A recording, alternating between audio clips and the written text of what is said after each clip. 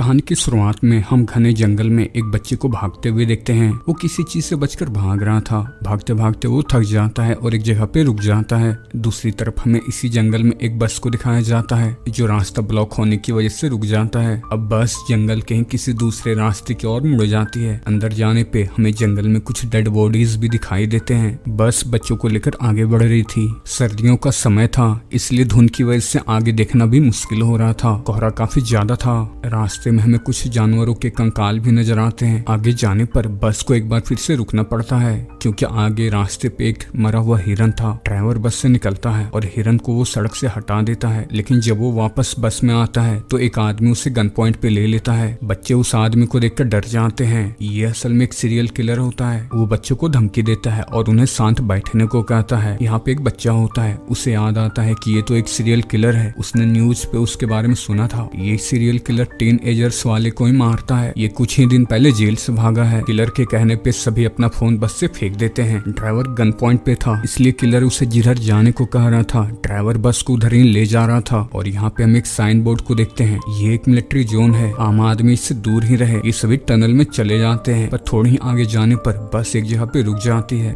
Killer को लगता है कि ड्राइवर ने बस को जानबूझकर रोका है, इसलिए वो उसे जान से मारने की धमकी देता है और कहता है कि तुम्हें इस बस को जल्दी से स्टार्ट करना होगा। वो एक लड़की को भी गन पॉइंट पे ले लेता है। ड्राइवर कहता है कि उसे कुछ मत करना, मैं बस को ठीक करने की कोशिश करता हूँ। ड्राइवर बस को ठीक करने की कोशिश करता है, पर बस ठीक नहीं होती है। और तभी वहाँ पे टनल की लाइट चली जाती है। अंधेरा छा जाता है, जिससे सभी बच्चे और भी डरने लगते हैं। तभी इन्हें कुछ अजीब सी डरावनी आवाजें सुनाई देने लगती है। किलर ड्राइवर को चेक करने को कहता है। ड्राइवर अंधेरे की ओर बढ़ता है जिधर से आवाज आ रही थी, और तभी उसके सामने एक डरावना सा क्रीपी क्रिएचर आ जाता है और वो ड्राइवर को मार देता है। इससे बच्चे चिल्लाने लगते हैं। किलर बच्चों को शांत बैठने को कहता है और एक बच्चे को कहता है जिसका नाम रिची होता है। रिची कहता है कि ये बस खराब है, मैं इस बस को स्टार्ट नहीं कर सकता। वो किलर से बहस करने लगता है और तभी पीछे से एक लड़का किलर को धक्का दे देता है। किलर के हाथ से वो गन छूट जाती है। रिची तुरंत उस गन को ले लेता है और किलर को गन पॉइंट पे ले लेता है। पर किलर कहता है कि तुम में तो इतनी हिम्मत नहीं है कि तुम मुझ पर गोली चला सकते हो, तुम तो अभी बच्चे हो। और तभी बातों बातों में किलर रिची से गन ले लेता है और वो हंसने लगता है। किलर बच्चों से कहता है कि तुम अपनी चालाकी अपने पास ही रखना, नहीं तो तुम सबके सब मारे जाओगे।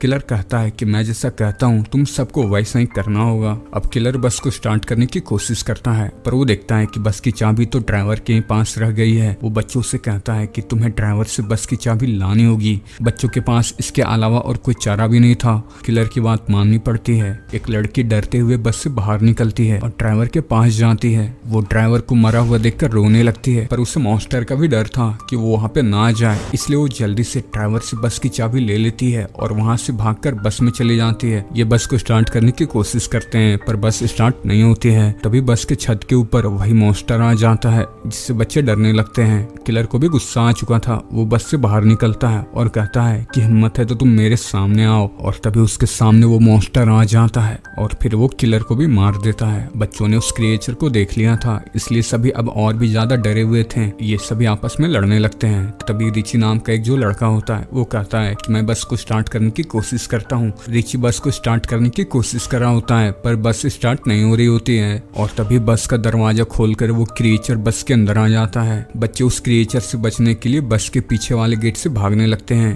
पर बस का पीछे का गेट खुल नहीं रहा होता है। इनके हाथ में एक टॉर्च होता है, जिसकी लाइट की वजह से क्रिएचर इनके पास नहीं आ रहा था। ये नोटिस करते हैं कि ये क्रिएचर लाइट से डर रहा है और तभी बस के पीछे का गेट खुल जाता है और ये सभी बच्चे वहाँ से भाग जाते हैं। और भागकर ये बच्चे वहाँ एक बंकर में चले जाते हैं। बंकर में एक रूम भी था जिसमें इस पूरी जगह का मैप भी बना हुआ था। ये मैप को अच्छे से देखते हैं तो इन्हें पता चलता है कि ये एक मिलिट्री बेस है। इन्हें समझ आता है कि अगर ये एक मिलिट्री बेस है तो यहाँ पे इन्हें बहुत से फैसिलिटीज मिल जाएंगे। यहाँ पे लाइट भी होगी, कंट्रोल पैनल भी होगा, यानी कि अगर इन्हें क्रिएचर से बचना है तो यहाँ की लाइट ऑन करनी होगी और तब जाके यहाँ से निकल पाएंगे, क्योंकि वो क्रिएचर अंधेरे में ही आती है, लाइट में नहीं आ सकती। ये सभी प्लान के तहत नोलम और उसका साथी पावर पॉइंट को ढूंढने निकल पड़ते हैं। वहीं बाकी के जो उनके 3 साथी होते हैं वो उनका इंतजार कर रहे होते हैं। विंसी कहती है कि मुझे वॉशरूम जाना है, तो रिची उसके साथ एक मसाल लेकर चला जाता है। दोनों डरते हुए आगे बढ़ रहे थे। तभी रिची कहता है कि हमें यहाँ पे पे आना नहीं चाहिए, ये जगह बहुत ही डरावनी है। पर जब उसे विंसी की आवाज नहीं आती है तो वो पीछे मुड़कर देखता है तो विंसी पीछे नहीं होती है। वो विंसी को कहता है कि ये मजाक का वक्त नहीं है,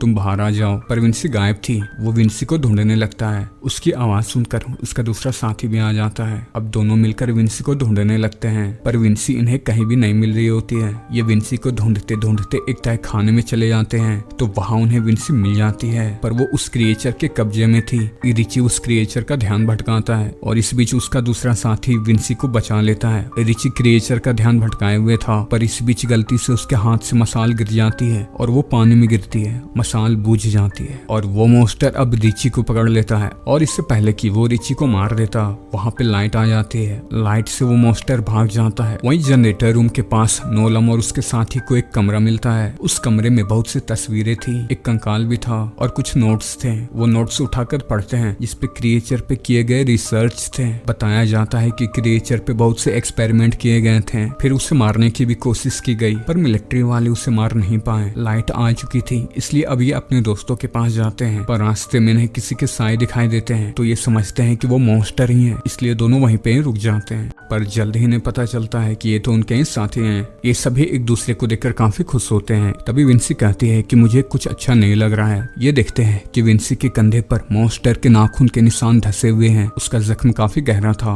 उनमें से एक लड़का कहता है कि नहीं, हमें विंसी को अपने साथ रखना नहीं चाहिए, ये इन्फेक्टेड है, हो सकता है कि ये मॉन्स्टर में बदल जाए और ये फिर हम सभी को मार डालेगी। हमें विंसी को अपने साथ रखना नहीं चाहिए। पर रिची कहता है कि नहीं, विंसी हमारे साथ ही रहेगी, हम इसे ऐसे छोड़ नहीं सकते हैं। ये एक बार फिर उसी कमरे में जाते हैं जहाँ पे इन्हें नोट्स मिले थे तो इन्हें एक लड़की की कहानी का पता चलता है। उस लड़की को नई नई जगहों को एक्सप्लोर करना काफी पसंद था। एक दिन एक्सप्लोर करते करते वो इसी मिलिट्री बेस के करीब पहुंच जाते हैं। उसका भाई भी साथ में होता है। इनके पास मैप भी था। उसके भाई को ये जगह कुछ ठीक नहीं लग रही थी। लड़की को उसकी बहन को सामने एक टनल दिखता है तो उस टनल में जाने लगती है, पर उसका जो भाई होता है वो डर रहा होता है, वो टनल के अंदर नहीं जा रहा होता। वो अपनी बहन को आवाज देता है। उस लड़की को टनल के अंदर एक भयानक सी चीज दिखती है जिससे उसके चेहरे का रंग उड़ जाता है और तभी हमें उसकी चीखें सुनाई देती है। उसका भाई उसे बचाने की कोशिश करता, पर वो काफी डरा हुआ था, इसलिए वो वहाँ से भाग जाता है। और कहानी की शुरुआत में हमने जिस लड़के को भागते हुए जंगल में देखा था, ये वही लड़का था।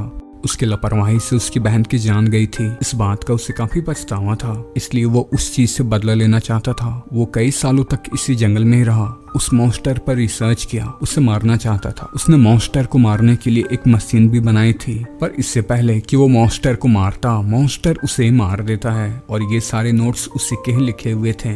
इन्हें उस आदमी की बनाई हुई मशीन भी मिल जाती है। ये उस मशीन को ठीक कर लेते हैं और मॉन्स्टर के लिए एक ट्रैप बनाते हैं। विंसी के खून से भीगे कपड़े को मशीन के सामने रख देते हैं ताकि मॉन्स्टर उसकी गन से मशीन के सामने आ जाए। सभी कोई छुपकर मॉन्स्टर का इंतजार करने लगते हैं और कुछ देर बाद मॉन्स्टर आ भी जाता है। वो खून से भीगे कपड़े को सूंघता है, तभी नोलम ट्रिगर नीचे करता है जिससे कि मशीन चालू हो जाए, पर ट्रिगर फंस जाती है। मॉन्स्टर को विंसी का पता चल जाता है। उसकी ताजी खून की गंध उसे मिल जाती है और वो विंसी के करीब आ जाता है। वो विंसी को मारने वाला था कि तभी ये मशीन को चालू कर देते हैं। चालू होते ही बहुत सी लाइट आने लगती है। लाइट की वजह से मॉन्स्टर घबरा जाता है। मौका पाकर विंसी और उसके दोस्त वहाँ से भाग निकलती है और रिची और उसके दोस्त मॉन्स्टर पर हमला कर देते हैं। वो मॉन्स्टर के पेट में स्टैप कर देते हैं, पर मॉन्स्टर को कुछ भी नहीं होता है और उल्टा वो और भी गुस्से में आ जाता है। ये सभी मसाल लेकर वहाँ से भागने लगते हैं। विंसी और उसके दोस्त टनल से बाहर आ जाते हैं। रिची और उसके दोस्त भी टनल से बाहर निकलने वाले थे, लेकिन तभी मॉन्स्टर बीच में आ जाता है। पर ये तीनों हिम्मत करते हैं और एक बार फिर मॉन्स्टर पर हमला कर देते हैं। ये मॉन्स्टर को आग लगा देते हैं। मॉन्स्टर जलने लगता है, वहीं पे उसकी मौत हो जाती है। ये सभी टनल से बाहर आकर बहुत खुश थे। कहानी के अंत में हमें दिखाया जाता है कि ये सभी ड्राइवर को याद कर रहे हैं। ड्राइवर ने इनसे एक पहेली पूछी थी, तब इनके पास उसका जवाब नहीं था, पर अब इनके पास उस पहेली का जवाब आ चुका था। और पहेली ये थी कि ऐसी कौन सी चीज है जो हमें हर मुसीबत से बाहर निकाल देती है, और वो चीज थी हिम्मत, जो आपको हर मुसीबत से बाहर निकाल देती है। इसलिए कभी भी हिम्मत नहीं हारना चाहिए। और यहीं पे ये कहानी खत्म हो जाती है।